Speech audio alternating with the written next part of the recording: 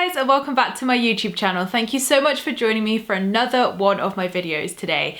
So today I wanted to do a fun law of attraction and spirituality Q&A with you. So thank you all so much for your lovely questions over on my Instagram and over on my private Facebook group, the Law of Attraction Support Group. So if you're not a member, come over and join it. It's a free community where you can join myself and other like-minded souls, and it's awesome. So thank you to everybody who submitted questions. So without further ado, let's dive in and answer your burning questions. So first of all, from Instagram, Susan has asked, please share how you stay motivated and consistent with your projects. Love you. Love you too, Susan. So how I stay motivated and consistent is very, very simple. I love what I do. I love everything that I do in my business. So to sit down and work on those tasks or create those things brings me joy. I want to do those things. And definitely during lockdown especially, it's an interesting time where a lot of people have said to me like, but how do you stay consistent? Like, how do you get motivated to work and, you know, be your own boss and get up every day, even during lockdown, and work your ass off? And the simple thing is I love what I do. It brings me so much joy and I'm in alignment with what I do. I do what brings me joy. So really I would challenge you to look at that and say, do those things feel in alignment to you and do they bring you joy? Now, obviously not every day we're just going to wake up and feel motivated and like we want to do things. I still have those days where I'm like, I just want to do nothing. But I challenge myself by doing a mandatory to-do list. So I have a list every day that are things that I need to do. They're important, they are high priority, and at the very bare minimum, those things need to be done. So I do my kind of mandatory to-do list. And then I also have a fun to-do list of tasks my work tasks definitely, which are not so much vital, but they're fun to do and it's something I feel pulled to do. So what I normally do is make sure that my mandatory tasks are done and then add fun tasks in as well. So if the fun tasks don't get done, it's not the end of the world, but I'm breaking up my day a bit. Instead of just focusing on those maybe long-winded, you know, mundane mandatory tasks, I'm injecting fun in there, and I have regular breaks as well. You know, that's important for our minds to refresh ourselves, to get some outdoors time. So just make sure you're not sat there for hours on end doing the same task, because that is where the kind of motivation kind of dips, definitely. But definitely ask yourself, because even when I do my mandatory tasks, which feel big and boring, they're not boring to me because I enjoy doing them.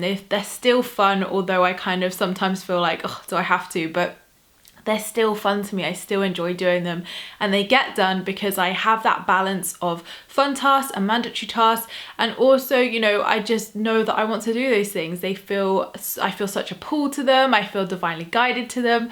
So ask yourself, is the reason why you are being less consistent or maybe not doing it at all because it's just not meant to happen yet? There are things that we can think of like, yeah, I really want to launch this, I want to create this, and I've had it, but then actually it's turned out that it's been so much better. Like my membership, for example, I really wanted to do that 2 years ago, but it just was not the right time and I didn't feel motivated to do it. Yet last October, I was like, right, get this off the ground, and I launched it in January, and it was the perfect timing. I love it. I love doing it every day and connecting with the lovely ladies in there. So for me, I think it was divine timing there so maybe it's just not now that you're meant to do that thing, and that's why you're not feeling pulled to it. So, you know, tune in and ask yourself that, and I hope that helps. So Charcoal also asked, hi Emma, love your channel, thank you. How do you deal with low vibe people? Thanks. Get rid of them. I'm joking. That's not my advice. Don't get rid of them. But sometimes you may actually need to. Sometimes if it's draining and you've like tried your best and you're just like, do you know what, I'm just not vibing this, sometimes walking away from people is the best thing you can do. But be honest with yourself there. You know, sometimes when it's family and loved ones, it's a bit harder. You can't just walk away. But definitely how I deal with low vibe people is I just put up my energy protection. So I put up my protection and I just keep shining. Like I don't give a damn what they're doing. I just do my own thing, put up my energetic protection. Because remember, if you're like an empath like I am, you kind of absorb the energy around you. So you want to make sure that you're around positive energy. Otherwise it does zap you. It wears you down after a while. And if you're like in close proximity with these people, like you live with them, for example, then surround yourself with energetic protection each day. And there are so many different things that can happen. Like George Lizos is a great teacher to follow on this, who talks about energetic cords of attachment.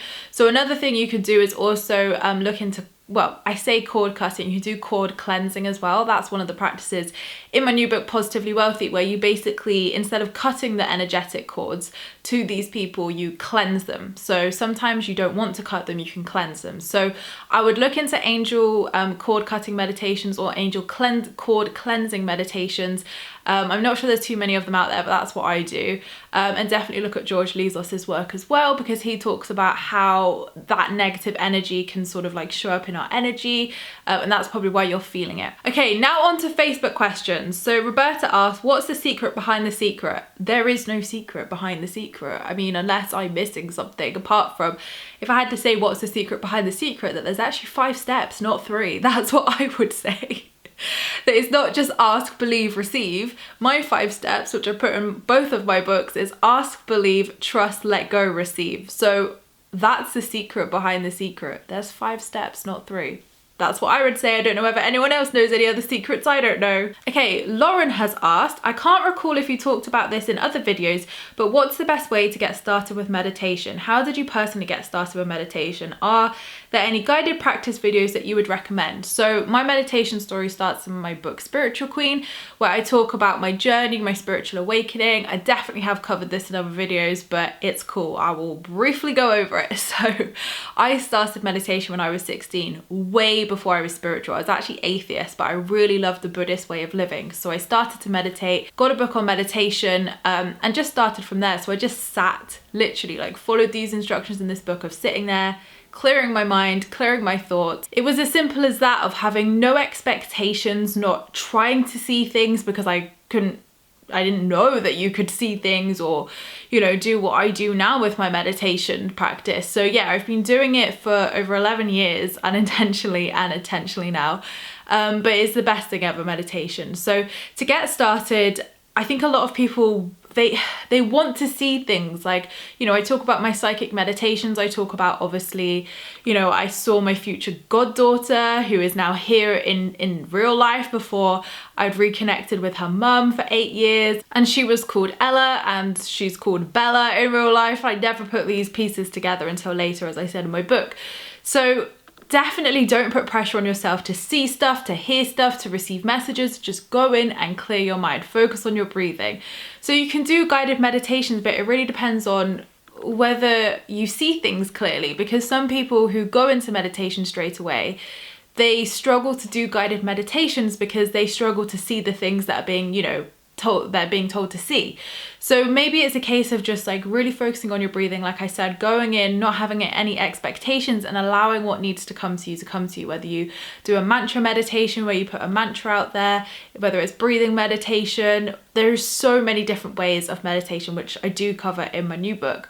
So definitely I would say just start off simple, don't have any expectations, and see what needs to come to you, because when you open up and allow what needs to come to you, you know, it always will. So Lucy asked, I would like to be able to help others with meditation. How can you qualify in doing this? No idea. I've not done it myself. I don't teach meditation, so I'm not an expert on that, I'm afraid. I would, you know, go and get some advice from people who are qualified meditation teachers, whether that's online, in person. Yeah, I would like do your research thoroughly on that one, because you can do courses. There are always courses on places that do life coaching courses, etc. But it honestly, there are so many different types of meditation. It really depends what type of meditation qualification you want to get.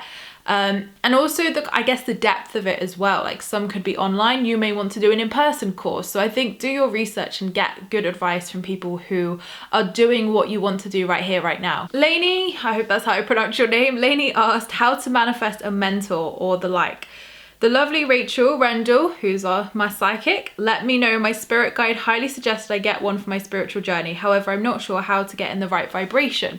Well, I don't think you need to be in the right vibration to find a mentor. I think you just need to decide what it is you want along this journey, because you could have a coach or a mentor, definitely. But I mean, I've had spiritual mentors along the way. They've ranged from like Gabby Bernstein, watching her work. That's ranged from Rebecca Campbell as well. That's ranged from even people like my friends, like George, for instance, I've worked with along the way to do energy work and learn things. So I think it depends. Like I've definitely had different mentors at different kind of stages of my life for different things. So I would say definitely choose wisely, like definitely. And I would say more than anything, go with someone you vibe. Go with someone's vibe and work you vibe with, because that's the key here of what you feel pulled to, who you feel aligned with, and whose work you really think, yeah, like this is some of me.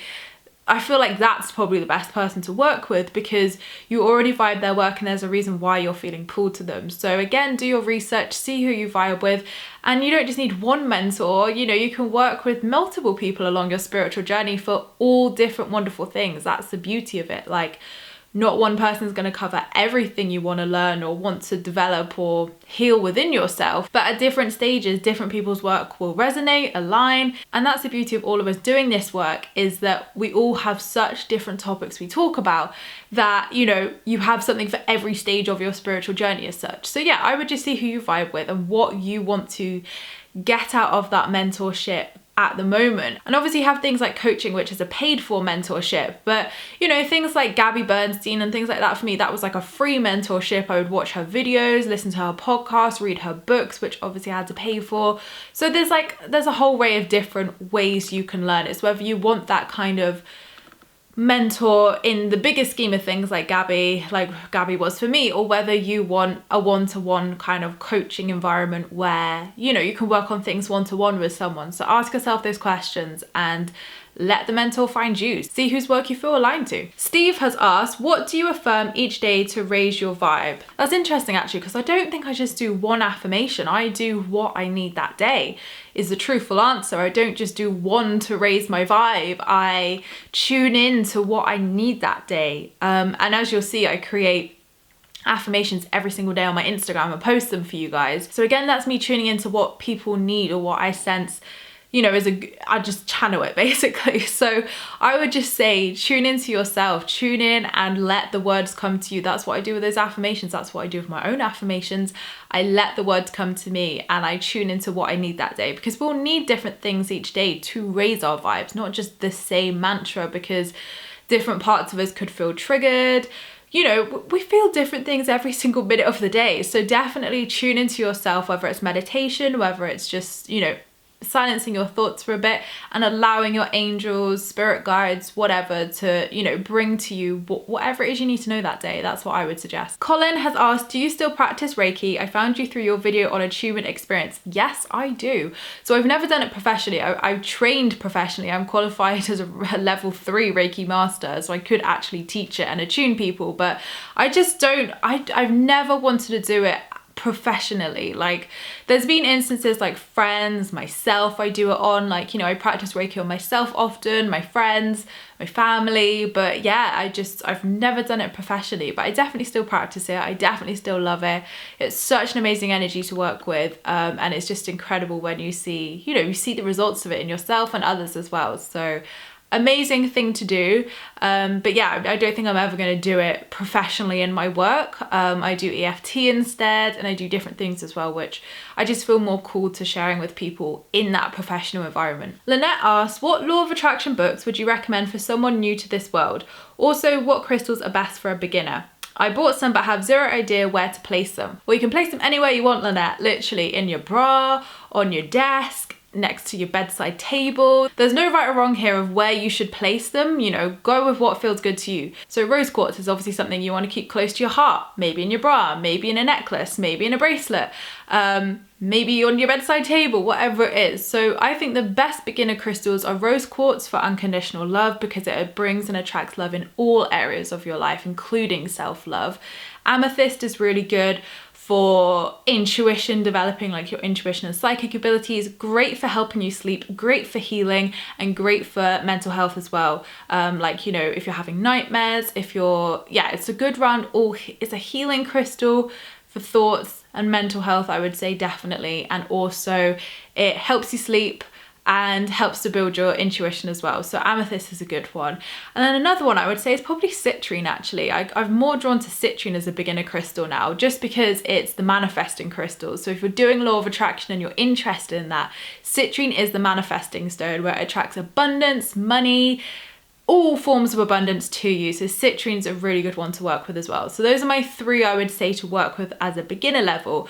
But beginning law of attraction books, you've obviously got Spiritual Queen, my first book, which is basics of law of attraction. You've got Positively Wealthy, my next book, which is, again, I would say more of an intermediate, but I definitely cover the basics for people who have no idea what I'm on about. So that is a 33-day guide where you have day practices basically over 33 days to manifest into your life all forms of abundance and money and wealth. So that's a good one. That's coming out in June. But books I read in my beginning was The Magic, which is the second book to The Secret, which is really good. The Secret I didn't really vibe. I watched the film, but the book The Magic I love, and you guys know I swear by. Those I would say are my law of attraction recommendations. But I would always say, like, you know, if you want to go a little bit deeper, a little bit further, Kyle Gray's books are really good. Raise Your Vibration's a great book, which helps you to connect to your angels and spiritually awaken as well. So it depends whether you just want law of attraction or you want those as well. But those would be my beginner books to start off with. Norma has asked, can you manifest for another person, like a job for them? Yes, we can definitely manifest for other people as long as it's for the highest good of all. And that's something you really, really want to put in your manifestations when you're manifesting for people, is saying, as long as this is for their highest good. So for instance, you saying like, I'm manifesting a job for them, that's probably, I would say, quite low key. That's good, because then, you know, there's still free will there of whether they want that job, whether it's for their highest good. So, you know, definitely include that as long as it's for their highest good. But also with other manifestations. So you know, I know you've asked about a job, but so when people say, I really want to manifest someone changing, I always challenge that person to look at why they want that person to change, because we should never want anybody to change. We shouldn't be manifesting that. It's not good. So you want to be really looking at why and how you can accept and love that person for how they are right here, right now, because that is how you create shift, as long as it's for the highest good. So that manifestation, yeah, set that intention and just make sure you're saying, as long as it's for the highest good of all, because you don't want them to manifest something that's not meant for them. And also you just don't want to be getting involved in that, like focus on your own lane. So it's good to hold, you know, positive visions. And I normally just surround people in, you know, white protective light and say, as long as it's for the highest good, like, please help this person. Like, I speak to their angels or speak to my angels and say, like, can you go and speak to that person's angels? And just, you know, make sure they're looked after for the highest good of all. So it's really that non-invasive manifestation style of like, I go to my angels, ask them to go to their angels and communicate that as long as it's for the highest good. So that's what I would say, because again, you can manifest for other people, you can hold that space for them, hold that positive vision, but equally you don't want them manifesting something that's not meant for them, because that's not good and it could put them in a worse position. And there's always free will at play, always free will. If something's not meant for someone, then it's, you know, it's not going to manifest whether they do it or whether you do it. Sophie has asked, I believe I get a lot of angel signs from seeing numbers often and double numbers specifically. Do you have any reliable sources of what they mean and what they could be telling me? Yes, Sophie, yourself. Yourself is the most reliable source. And this is what I've come to realize. When you look online at angel numbers or 1111, yes, there are fundamental meanings. Again, I put these meanings in Positively Wealthy. There are meanings, of course, but the best way you can see what it means is tune into yourself. How does it make you feel? What do you think of when you see that number? Because I've noticed as well, like 444, for example, that really means to me all is well. And that is something that I actually saw repeatedly and isn't what, you know, a traditional website would say 444 means. But to me, when I see 444, I know it's my angels telling me all is well, it's calm, you know, don't worry. But again, you probably wouldn't find that meaning online. So what I would really say is, like, keep an eye on how you feel when you see that number. Tune into yourself. You are the most reliable source of what that means for you, because it's you. Nobody, I can't tell you what it means, no one else can.